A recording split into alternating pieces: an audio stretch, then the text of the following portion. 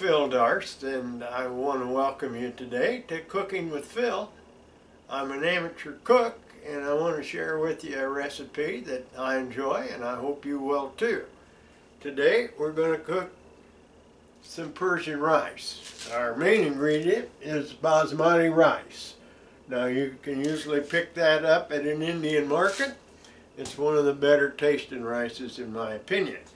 The other thing that we're going to use today is a potato. That's a Yukon Gold. You wonder why we're going to use a potato? I'll show you in a few minutes. The first step is we're going to have to wash the rice. So we're going to do that next.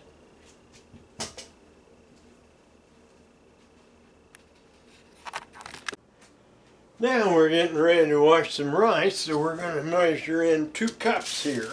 And these are regular old cups. I'm not going to put these on the scale and go by grams. I just want 2 cups of basmati rice in here.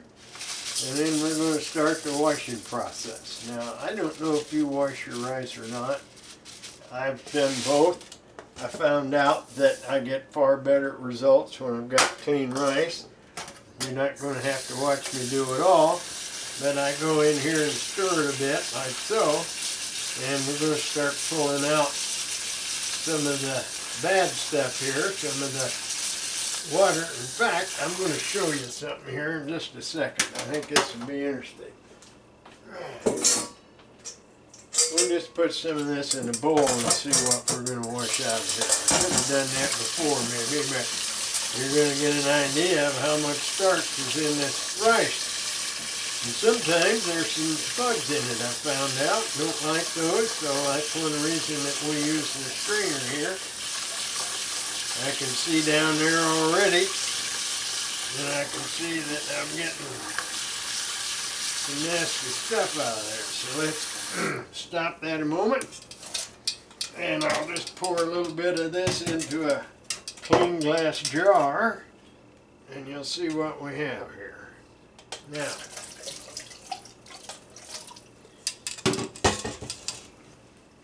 that's the stuff that we're trying to take out. So what I'm going to do now is I'm going to continue a few washings and let you see when we get some clear water.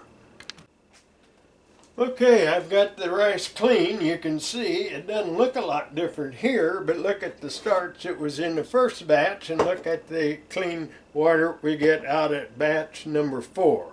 Now that is the reason that I like to wash the rice and take the starch out of it.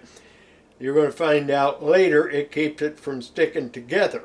The only time you do something like that is if you're using Japanese rice for something like making sushi where you want sticky rice. But this is basmati, and when we get finished with this you're going to see how nice long grain rice looks, and I wish you could experience the taste with me. So let's get ready now for the next step. Okay, now you see the next step, as I say, we need some potatoes. So I've got my mandolin out here and I'm going to start whacking up some potatoes and cutting them. Nice thing about a mandolin is it cuts them the same size. You got to watch your fingers here because that thing is sharp. So I'm going to cut some, and I'm about done I think with that one. And we'll just save a finger or two there. Now, the next step, if we've got our potatoes done, I'm going to cut up some of the stuff that I pulled out of the little herb garden I got outside today. This is rosemary. So that's something else that's going to make this a real tasty dish when we get done, if you like rosemary. The other thing that we use sometimes is thyme, and I think both of those things, as you well know, make potatoes taste better. And in this dish, you're going to find out that it's going to be exceptionally flavored when you get some of this rosemary in your potatoes. And we'll talk about some of the other uses that we do. So I'd say that's what, about a tablespoon of rosemary, and we got it all cut up. I guess I could have used a couple other knives, but this is one of my favorites for herbs. So we're done with that. We've got some potatoes ready, And we've got our rosemary ready. The next step, if you'll meet me over to the stove, we'll start with the next process. Okay, I'm back, and now we're going to just simply put our rice down in here. That's an easy step, and then the next thing, I've already got it turned on, so sooner or later it's going to start boiling some rice. I like to use good clear water. I don't know what kind of water you have where you live. This is Florida spring water, and it's good and clean, and it doesn't have any nasty stuff like sulfur and some of the things that we usually get in water, especially hard water. I've got hard water here. So I'm going to start cooking this. We only cook it for about 7 minutes. You don't have to watch that for the whole 7 minutes, but I just thought I'd tell you the way it's working out. Excuse my cold. I picked up a little cold. I haven't had one in 10 years. And I got this going to a granddaughter's graduation outside at a baseball field where there was people all over face to face, and I didn't take my mask. So that's what happened there. Now, we're going to boil this pretty quick. As I said, I'll set the timer pretty soon for 7 minutes as soon as it starts boiling. And then we're going to go to the next step, and you're going to see some of the magic that we use to make this thing really go, because it's going to be, in my opinion, one of the best ways to eat rice. So we'll shut this off now and be back shortly. Okay, we're coming back. I'm picking up the rice from the stove. Now that's cooked for about 7 minutes and steamed a bit. So I'm going to put it back. That is nice, good feeling rice. I say good feeling. It was interesting when I had my fingers in it a little bit. I was able to feel that we still got some starch there, so you'll see why. We're going to bring it back over here. Now notice it's puffed up quite a bit, so we got plenty of rice there. One of the reasons that I wanted to make a lot of rice is because the next thing I'm going to show you how we're going to fix is going to be broccoli. It's going to be a nice broccoli casserole, and it'll have rice in it to kind of give it some body. And I'm using basmati because, again, it has a nice flavor, and it's going to add to that and some other dishes. We're going to do some chickpea dishes with chana and some curries and some chicken dishes such as chicken masala, and I'll do a little lemon chicken. And most of all that, as you know, we're going to use it with rice. So the first step is, or the next step, I'm going to wash that again. Now remember, we've already washed it 4 times. But now that we've cooked it or boiled it, I'm going to wash it again. I got to watch because that stuff is pretty hot. And I'm getting my fingers down there. Let's see if I can use my trusty spatula. I love spatulas. I know a lot of people don't seem to use spatulas like I do, but they seem to be more efficient for a lot of things that we do in the kitchen. So we're getting this washed again after it's cooked. You normally don't, of course, do that with the other rices that you cook. But here we're going to do that, and then we've got another step where we'll show you what we do with potatoes. So let's stop and see what we get out of this now. And if you notice, that was the clean water we had before. This is hot, but I just want you to see how much stuff we took out of it again. So that is the stuff that you iron your clothes with, right? Now, I'm going to stop for a minute and we'll go back to the stove to show you how we're going to use the potatoes. Now we're ready to get to the next step. I've already got some ghee in my pan here. You see, ghee I use instead of butter because it has a higher melting point. So I'm going to put the ghee in there first. This is coconut oil. I'm just putting a little bit of coconut oil in there too to get it a little more oil in it, and it kind of mixes well with the ghee. Now here's the fun part. We're going to put in the herbs that we've cut up, and well, you can hear that rosemary in there. It's happy getting in that ghee. and it's sure going to flavor it up a little bit. So that's what we're doing at this point. Now I'm going to take it off the stove, and if you can see what we're doing here, we're going to layer these on the bottom. So we got to watch we don't burn ourselves. I've done that a few times. In fact, you can see there I got myself the other day. Don't remember exactly what I was doing, but whatever it was, something I shouldn't have been doing, I guess. Now, let's see how we're doing with this. I want these potatoes all lined around here evenly so that they're going to pick up the flavor of the rosemary. Rosemary and potatoes go real well. If you don't like rosemary, you might want to use thyme. Thyme is another one I use. So I'm going to keep putting them in there. The first, I'm just going to put a tiny bit of sea salt in here on the potatoes. That'll let them suck up a little bit of water. I can hear them sizzling down in there. We're going to quiet them down soon. But I want to cover up all the holes that I got there and get our potatoes down into that. They're simmering real nicely now. Whoops, that got a little too close to the finger. And I'm going to about wind up here. This is fun. I enjoy doing this. I learned this from a fella that was from one of the countries that's an enemy now. It used to be Persia. And Saeed, if you're still around, I sure appreciate what you taught me here. Now, I'm going to do what any good cook does. I've got to put a little pepper in there on top of these potatoes. And then we're going to salt these a little bit more. So we got the bottom one salted, the top one salted, and now we get to the main ingredient.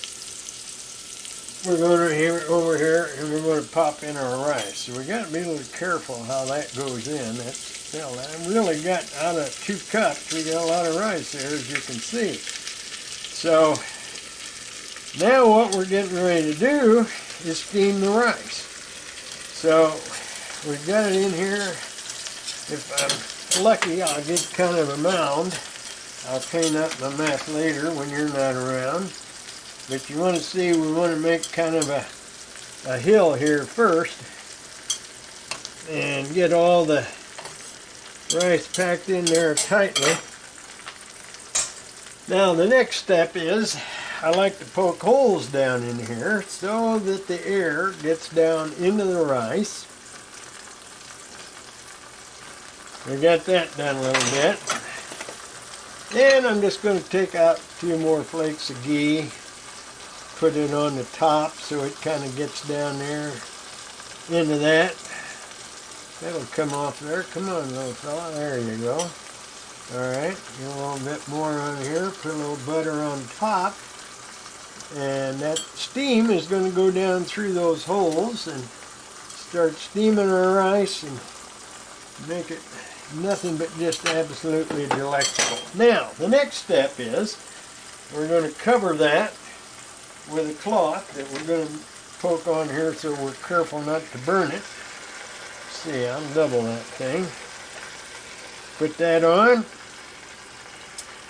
Then I'm looking for a lid. I've got a lid around here somewhere. That's one thing about a condo kitchen. You don't have to go far to get something you forgot. Now, here we go. Next step, we're steaming our rice. I'm going to steam this for about 50 minutes. And you don't have to stick around the whole 50 minutes. I'm going to enjoy a cup of coffee while I'm waiting on it. You do whatever you're going to do. We're going to be back shortly, and you're going to see what a delight we have here for you. Okay? So thanks for watching so far. I hope you'll share this with some of your friends. I sure hope you'll come back. I want to welcome you to Cooking with Phil. We're going to cook a lot of good things together over time. Bye-bye. Now, my producer said I didn't do a very good job of showing you all that there was to the potatoes down in the pan. We kind of got a side shot, and I kind of got in the way a little bit. So I'm going to insert this part right now. So you pretty well see that it's pretty simple. We just cover up the pan with potato slices, and we salt them up, and they taste pretty good after they're cooked with the rice. So you've got an idea. That's the way it looks. And the next step is we'd simply put the rice down on top of these. So you've seen that, and we'll go on from here. Our 50 minutes are up, so we're going to take a look at the rice. I've uncovered it and I brought it over here for you to see. First thing is we're just going to dump it out and put it out here. And of course what you're seeing down in here is our potatoes. So I think sometimes this might be the very best part. These are nice and tender and soft, and they're going to be absolutely tasty. Some of them are dark on the bottoms, as you can see. That's okay. I don't usually eat them with the rice, but they make a great addition to something like scrambled eggs, omelets, other times, and just as a simple side if you're going to eat some. So there we have rice. Now you can see that it is nice and flaky. It's going to be tasty. We're going to put it in a lot of other dishes that you'll see coming up. I told you we're going to make some curries, some chickpeas, some various chicken dinners. I don't usually eat it much with fish, but you'll get a chance to see how else that we use it. Now, I'm going to taste it a little bit and see how it tastes. You can see how nicely it's separated there, just a grain or so at a time. This is a brief lunch that I'm having. I'm going to first try some of this with a little bit of honey. I like rice and honey sometimes, and gives a little extra taste. And it is hot and sweet. And of course, one of the things that I find good, kind of burning my tongue, about this is small portions can be part of a healthy diet for diabetics. So if you happen to be a diabetic, you don't have to have honey on it. But a little bit of rice is good for you. Basmati has a little bit more calories and carbs than other regular white rice, and it also has more protein, and of course it's more aromatic. So I enjoy it for those reasons. Another thing that I'm going to do with it, one of the other ways that I like rice, is put a little bit of soy sauce on it. And this is why in a lot of the Thai dishes that we'll make, we use rice and soy sauce. And I think the difference between this and, let's say, brown rice is good. It has more protein, more fiber, but it's got a little bit of a bitter, unpleasant taste. So when I'm making protein dishes like chickpeas and things, I find out that basmati rice is one of the best things to use. So I hope you've enjoyed what we're doing here. As I said, I don't like to talk with my mouth full. I put that down so I'm not totally rude. But I hope that you'll share this video with other people. Come back and watch some of our other videos. We're going to do some nice things for you with even pizza. Show you how we make pizza, pizza dough, and calzones, and another dish or two that I picked up when I was down and visiting the Caribbean. That's a nice place to get some good cultural food. So enjoy the video. I hope you did, and share it with your friends, as I say. I hope you'll subscribe. I hope you like the video so other people will see it too.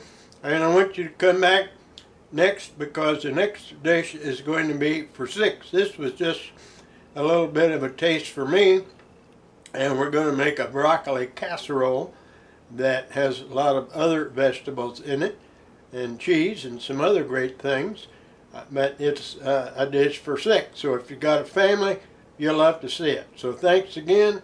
Bye for now. Appreciate you.